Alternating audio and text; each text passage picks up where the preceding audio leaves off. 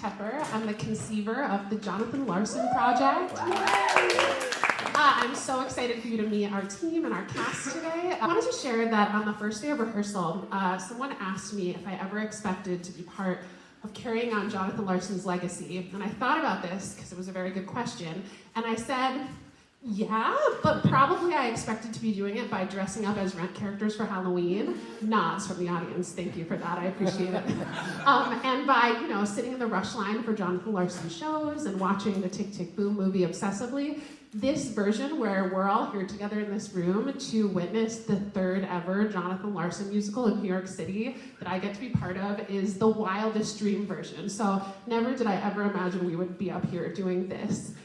This project started over 10 years ago. I spent a number of years going back and forth to the Library of Congress in Washington, D.C., which houses Jonathan Larson's whole collection, hundreds of tapes of his unheard songs, boxes of lyric sheets and journals and notebooks and sheet music. And after a couple of research trips, I realized I had to listen to everything in order to put together this show. So it was very wonderful that I got to do that. And over those years, a lot of Jonathan's friends and family let me interview them and said yes to being part of just giving us thoughts about what this project could be. So that leads us here. We were so proud of the concert version of the show that premiered at 54 Below in 2018 and the album that came from it. But now we have a full realized stage musical, which you're all part of this now because you're the first people that are ever going to see these songs that are part of this iteration of the show. So that's really exciting. I just had a Celsius, can you tell? I also wanted to mention briefly, as you can probably already tell, I'm not the only nerd in the room. This process has been incredible because everyone working on our show, and somehow everyone who's walked into our room has had their own Jonathan Larson story, and it's been so exciting to hear all of those. So we all feel very connected to it, and last week was the anniversary of Jonathan's passing, and so we all had a moment in rehearsal to just honor that and think about it, and it's really just been something with us every day. It's so tragic that he's not here, and we feel so privileged to be part of carrying on that legacy. And also, the day that we move into our theater and see the marquee for the first time is his birthday. So we just feel so, blessed is maybe, blessed. We feel blessed by the fact that, he has let us carry on his legacy in this way, and I'm just happy that you're all here to witness that. The last two things I'll say are, if you would like our copy of the video from today, our amazing marketing team at AKA can service that if you want our copy as well. And the last thing I'm going to say is the two songs that you're going to see today are SOS and One of These Days. And I just wanted to give you the brief version of what those are about. So SOS is from Jonathan's musical version of 1984. He wrote it when he was 22 years old. His dream was to have an adaptation of 1984 written by him on Broadway in the year 1984. So you're going to hear that song today. And then when Jonathan Larson couldn't get the rights to do 1984, the musical, he decided to write his own futuristic dystopian musical. And that was a show called Superbia. And so you're also going to hear One of These Days, which is from Superbia. We're extremely proud that a number of the songs in the Jonathan Larson Project were never, ever heard before the Jonathan Larson Project. So we're with the amazing Jennifer Ashley Tepper, who, because of her hard work and diligence, the Jonathan Larson Project is happening. Thank you. How did you even think to go to the Library of Congress? When I found out that Jonathan's collection was there, I love libraries. Libraries are the most magical place on earth to me. And I actually had a good friend, Jason Sweet Tooth Williams, who was doing Freaky Friday in Washington, D.C. And I thought, how perfect. I can finally go see the Jonathan Larson collection and also go see Jason in Freaky Friday. And so those two things are tied together. And I was there with Jason and his wife's newborn then. And now she's an 8-year-old who's going to come see the Jonathan Larson Project. It seems like yesterday that I was at 54 Below and you were first doing it. I know.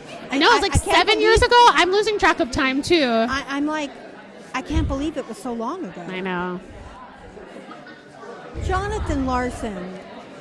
Why Jonathan? His work, as someone who grew up obsessed with Rent and Tick, Tick, Boom, I was always very aware of how he changed musical theater. He did the thing he always dreamed of, which was combining pop and rock music of the 90s with musicals. And he loved both things, and you can feel the love in the work. And so, he spoke to a generation of artists who also really were interested in both things, popular music and also Broadway. And then after Rent, it feels like musical theater exploded, and we have so many musicals that align the two things now. So he really changed the world. And I think that when I started finding that there were songs of his that nobody had heard, I thought, people got to hear these. Wait, how did you even know about this? Because I would have thought that they had songs of his that because of copyrights, but I would have never thought that there was unheard of boxes. Yeah, what I found out was when I was doing this miniature version of the Jonathan Larson project that was a 5 songs unheard Larson in the city center lobby in 2014, I found out after talking to the Larson family that when Jonathan passed, they had taken all of his work, all of his notebooks and cassette tapes and everything, and they had given it to the Library of Congress, which was unbelievably, thoughtful of them and had a lot of foresight, because the Library of Congress preserved all of this material that otherwise, who knows, it might have been in a closet. I'm so glad that it's being kept by librarians who have cataloged it the way that they have. And when I went down there for my first visit, I thought, wait, there are so many more songs than I thought there would be. There were songs that were from abandoned projects. There were musicals of his that he worked on that didn't get produced. There were pop songs he wrote for the radio. There were jingles. There's no jingles in our show, but there were jingles he wrote to try to sell a jingle to Pepsi. There was that kind of stuff. And there were just tons of theater songs for standalone cabaret. There were songs he wrote for political benefits. It was just all this incredible work, and I thought there is a show in this. Are you planning on doing any other shows by composers that have passed away? Because I can think of one in particular. There are a lot of actual shows that exist that are, shows that I think deserve more life. There are so many of those. All I ever want to do at 54 Below is present underappreciated musicals in concert. And there are so many of them. There are ones by writers who are no longer with us, but there are also ones by living writers that I'm people should know this more than they do. A number of years ago, I did it in concert at 54 Below, Rachel Lily Rosenblum and Don't You Ever Forget It, which is one of the 7 Broadway musicals that ever closed during previews. And it was Broadway's first disco musical, and it has this fascinating history. And there's a lot of shows that do deserve to be heard again at whatever level. No, because I'm thinking of the guy that wrote Bloody Bloody Andrew Jackson. Sure, Michael Friedman. Michael Friedman was a friend of mine and also of Adam Chandler Baratz and Charlie Rosen, a lot of people in this room. And Michael's come up a lot because, the Jonathan Larson project, Jonathan wrote about loss. He lost a lot of his friends to AIDS and at a young age. So we've been thinking about Michael Friedman, and he's been connected to this in a lot of ways. I do think that Michael's friends who preserved some of his songs on record are so amazing because some of his musicals we can listen to on cast recordings now that would have sat in boxes. I'm trying to think. The porn musical.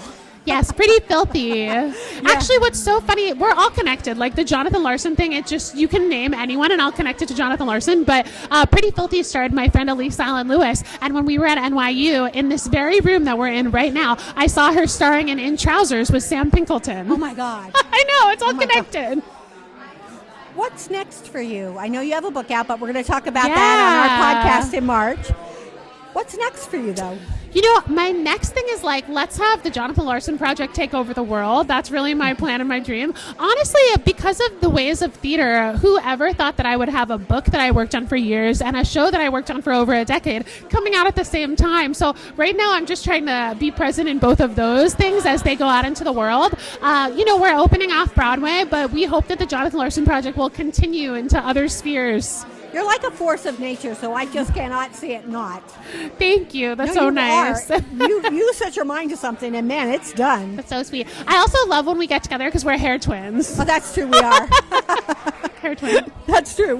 We're twins in a lot of ways, hair actually. Twin. Yes, we are. This was so lovely, though. Thank you. You're welcome. I look forward to talking to you more in March.